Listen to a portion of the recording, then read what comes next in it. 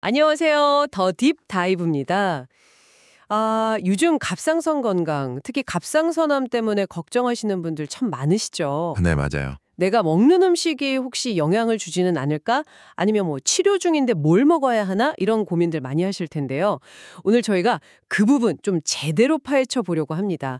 여러분 식단 관리에 좀 실질적인 도움이 되었으면 하는 게 저희 목표예요. 그리고 잠시만요. 시작하기 전에 구독과 좋아요, 이거 저희한테 정말 큰 힘이 됩니다. 꼭 부탁드려요. 네, 갑상선 건강하고 식단은 정말 뗄 수가 없는 관계죠. 특히 갑상선암을 예방하거나 또 관리하는 데 있어서는 특정 영양소를 잘 챙기는 거, 그리고 또 어떤 것들은 좀 주의하는 거, 이런 지혜가 꼭 필요합니다. 네. 그럼 먼저 갑상선 건강을 지키는데 좀 힘이 되는 음식들, 좋은 음식들부터 알아볼까요? 어떤 게 있을까요? 네, 우선 셀레늄이 풍부한 식품이 중요합니다. 셀레늄이요? 네, 대표적으로 브라질 너트 같은 거요. 이게 항산화 작용이 아주 강력해서요. 갑상선 세포 손상도 막아주고 또 호르몬 활성화에도 도움을 줍니다.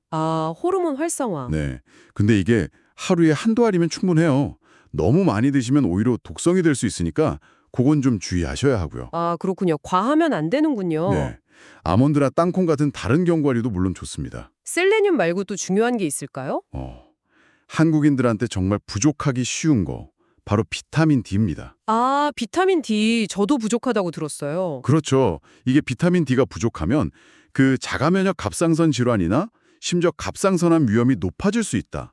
이런 연구 결과들이 꽤 있어요. 정말요? 네, 그래서 햇볕 쬐기가 좀 어렵다 하시면 연어 같은 기름진 생선이나 달걀 노른자 아니면 비타민 D 강화 유제품 같은 걸 좀 챙겨 드시는 게 좋습니다. 뼈 건강에도 좋으니까요. 오, 일석이조네요. 생선이나 달걀은 식탁에 자주 올릴 수 있겠어요. 세 번째는 뭘까요? 철분도 빼놓을 수가 없죠. 철분. 네, 갑상선 호르몬이 재기능을 하도록 돕는 아주 중요한 미네랄이거든요. 소고기 같은 붉은 살코기 통해서 섭취할 수 있습니다. 네 번째는 뭔가 듣기만 해도 건강해지는 느낌인데요. 베리류. 맞죠? 네, 맞습니다. 블루베리, 아로니아 이런 베리류에 항산화 성분이 아주 풍부하잖아요. 이게 갑상선 호르몬 만들 때 생기는 나쁜 활성산소, 그걸 줄여줘서 세포를 보호하는 데 도움을 줄 수 있어요. 갑상선뿐만 아니라 그냥 전반적으로 건강에 좋겠네요. 그렇죠. 아주 좋죠. 자, 그럼 마지막 다섯 번째. 좋은 음식. 이건 뭔가요? 바로 건강한 지방입니다. 건강한 지방이요? 네. 아보카도나 올리브유, 또 등푸른 생선에 많은 오메가3 같은 거요. 이런 지방들이 염증 반응 조절하고 세포 건강 유지하는데 꽤 긍정적인 역할을 할 수 있습니다. 와, 좋은 음식 다섯 가지 잘 알겠습니다. 브라질 너트 같은 견과류, 비타민 D 풍부한 음식, 철분, 베리류, 건강한 지방 기억해둬야겠네요. 네. 그럼 이제 반대로 좀 조심해야 할 음식들, 주의해야 할 음식들을 짚어볼 차례겠죠. 제일 강조하시는 게 있었던 것 같은데요. 네, 맞습니다. 발음 무엇보다도 요오드 과다 섭취예요. 특히 다시마는 정말 주의하셔야 합니다. 다시마요. 몸에 좋은 거 아니었나요? 요오드 자체는 갑상선 호르몬 만드는데 꼭 필요해요. 근데 문제는 한국인들은 이미 평균 섭취량이 권장량보다 훨씬 높다는 거예요. 3배 이상 먹는다고 하니까요. 헉, 그렇게나 많이요? 네. 근데 다시마는 미역보다도 요오드가 훨씬 어마어마하게 많아요. 그래서 이걸 너무 과하게 먹으면 오히려 갑상선 기능이 떨어지거나 하시모토 갑상선염 같은 염증이 악화될 수 있습니다. 와, 다시마가 그렇게 요오드가 많군요. 그럼 미역국이나 라면 국물 같은 것도 좀 조심해야겠네요. 네, 그렇죠. 미역국은 가능하면 건더기 위주로 드시고 다시마로 진하게 우린 국물, 예를 들면 우동 국물 같은 거요. 그런 건 좀 피하는 게 좋습니다. 젓갈이나 천일염에도 요오드가 많으니까 좀 주의가 필요하고요. 알겠습니다. 요오드 과다 섭취, 특히 다시마주의. 그럼 두 번째는 뭔가요? 두 번째는 글루텐입니다. 글루텐이요? 밀가루 음식. 네, 특히 하시모토 갑상선염 같은 자가면역 질환이 있는 분들은 이 글루텐이 면역계를 자극해서 갑상선을 공격하게 만들 수 있다는 얘기가 있어요. 그래서 이런 질환이 있다면 글루텐을 좀 제한하는 게 도움이 될 수 있습니다. 그렇군요. 그럼 콩은 어때요? 두유나 두부 같은 거 많이 먹는데 괜찮나요? 콩도 이제 과도하게 섭취하는 건 좀 주의가 필요하다는 의견이 있어요. 특히 가공된 형태, 두유 같은 거요. 아, 두유. 네, 이게 갑상선 기능을 좀 방해할 수 있는 고이트로겐이라는 성분 때문인데요. 그냥 두부 같은 음식을 적당량 먹는 건 크게 문제 없다고 보는데 우유 대신에 두유를 너무 많이 마신다거나 하는 건 한번 생각해 볼 필요가 있습니다. 적당히가 중요하군요. 그럼 네 번째는요?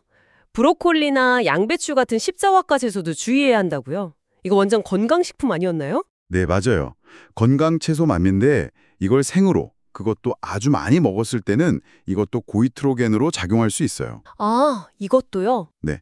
근데 너무 걱정하실 필요는 없는 게 하루에 한 100g 정도 소량 먹거나 아니면 익혀 먹는 거, 김치처럼 발효시킨 거는 괜찮습니다. 아, 다행이네요. 네. 그러니까 녹즙처럼 매일 대량으로 갈아 마시는 것만 좀 피하시면 돼요. 알겠습니다.